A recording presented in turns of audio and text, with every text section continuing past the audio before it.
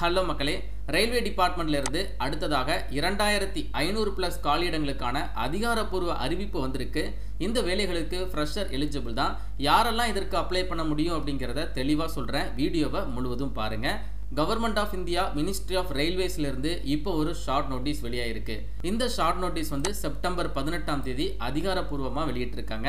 அதாவது இந்த ஷார்ட் நோட்டீஸ்ல என்ன சொல்லியிருக்காங்க அப்படின்னா, நாடு முழுவதும் இருக்கக்கூடிய ரயில்வே துறைகளில் ஜேஇ காலியிடங்களை கணக்கிட்டிருக்காங்க. கிட்டத்தட்ட பார்த்தீங்கன்னா நாடு முழுவதும் ஒரு 2570 காலியிடங்கள் இருக்கு.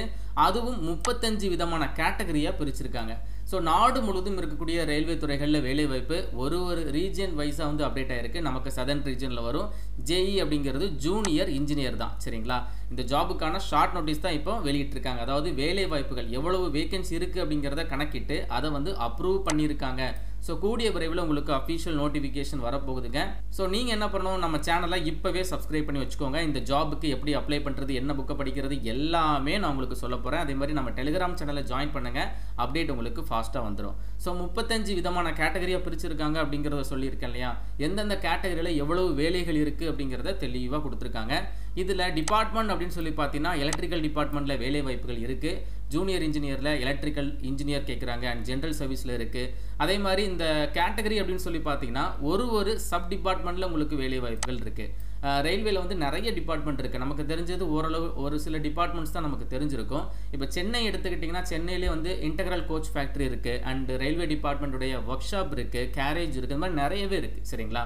ஸோ அங்கே தான் உங்களுக்கான வேலை வாய்ப்பு. ஸோ இருக்கக்கூடிய வேகன்சிஸ் சப் டிபார்ட்மெண்ட் வைஸாக எவ்வளவு வேலைகள் இருக்குது அப்படிங்கிறத தெளிவாக கொடுத்துருக்காங்க. அதற்கப்புறம் பார்த்தீங்கன்னா இன்ஜினியரிங் அப்படிங்கிற டிபார்ட்மெண்ட்டில் நிறைய காலியிடங்கள் கொடுத்துருக்காங்க. குறிப்பாக சிவில் இன்ஜினியரிங் படித்தவங்க அப்ளை பண்ணிக்கலாம், டிசைன் டிராயிங்கில் முடித்தவங்க அப்ளை பண்ணிக்கலாம். அதற்கப்புறம் மெக்கானிக்கல் டிபார்ட்மெண்ட்டில் வேலைகள் இருக்குது. நான் சொல்லியிருந்தேன், நம்ம தமிழகத்தில் சென்னை, திருச்சி, கோயம்புத்தூர், மதுரை இந்த மாதிரி நிறைய இடத்துல ரயில்வே டிபார்ட்மெண்ட்டுடைய கேரேஜ் இருக்குது. அங்கே உங்களுக்கான வேலை வாய்ப்பு நிறைய காலியிடங்கள் கொடுத்துருக்காங்க, சரிங்களா? நாடு முழுவதுமே ஒரு 2500 பிளஸ் வேலைகள் கொடுத்துருக்காங்க. ஸோ இந்த ஜாபுக்குலாம் யார் அப்ளை பண்ணுறது? இது ஜூனியர் இன்ஜினியர் கேட்டகரியில் வர்றதுனால டிப்ளமோ படித்தவங்க அப்ளை பண்ணிக்கலாங்க. அதே மாதிரி ரெலவென்ட் ஃபீல்டில் நீங்கள் பிடெக் படிச்சிருக்கீங்களா, நீங்களும் இந்த ஒரு ஜாபுக்கு அப்ளை பண்ணிக்கலாம். மொத்தமாக 35 விதமான கேட்டகரிஸில் வேலைகள் இருக்குது. ஸோ டோட்டலாக 2570 காலியிடங்கள். இந்த வேகன்சிஸ் நாடு முழுவதும் இருக்கக்கூடிய ரயில்வே துறைகளில் பிரித்து கொடுத்துருக்காங்க. நம்ம தமிழகத்திற்கு கண்டிப்பாக நிறைய வேலை வாய்ப்புகள் இருக்குது. ஏன்னா நம்ம தமிழகத்தில் ஃபேக்ட்ரி இருக்குது, அதே மாதிரி கேரேஜ் இருக்குது, ஒர்க் ஷாப் இருக்குது, இந்த மாதிரி நிறைய யூனிட் இருக்கிறதுனால ஸோ நமக்கு அதிகப்படியான வேலை வாய்ப்புகள் இருக்கிறதுக்கு நிறைய சான்சஸ் இருக்குது. ஸோ தற்பொழுது இந்த ஜூனியர் இன்ஜினியரில் எவ்வளவு வேகன்சிஸ் இருக்குது அப்படிங்கிறத கணக்கிட்டு அந்த வேலைகளை அப்ரூவ் பண்ணியிருக்காங்க. கூடிய விரைவில் உங்களுக்கு அஃபிஷியல் நோட்டிஃபிகேஷன் வந்துடும்.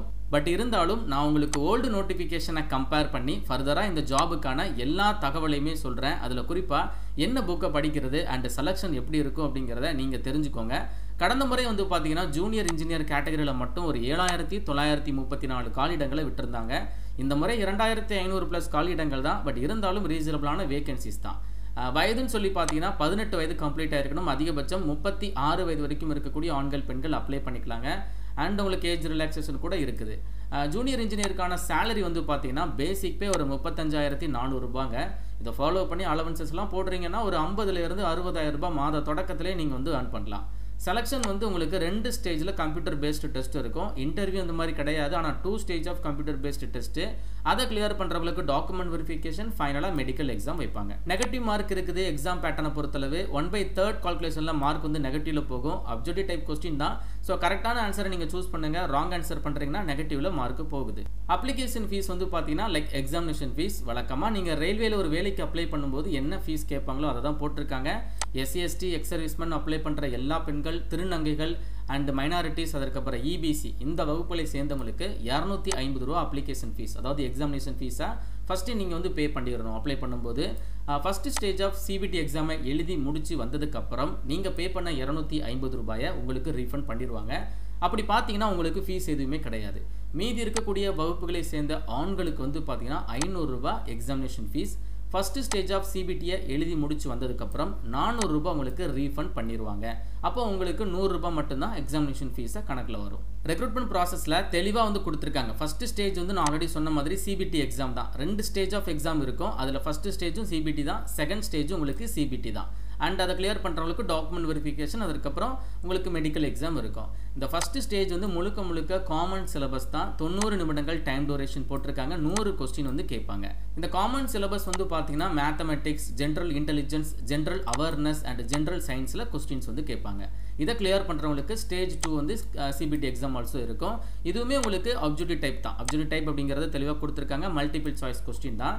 ஸோ இதுலேயுமே கொஞ்சம் உங்களுக்கு காமன் சிலபஸ் இருக்கும். அதாவது ஜென்ரல் அவேர்னஸ், ஃபிசிக்ஸ், கெமிஸ்ட்ரி இந்த மாதிரியான டாப்பிக்கில் ஒரு 10 கொஸ்டின் 15 கொஸ்டின் இந்த மாதிரி கேட்பாங்க. முக்கியமான விஷயம் என்னென்னா டெக்னிக்கல் எபிலிட்டிஸ், அதாவது ப்ரொஃபஷனல் கொஸ்டின்ஸ் வந்து ஒரு 100 கொஸ்டின் கேட்பாங்க.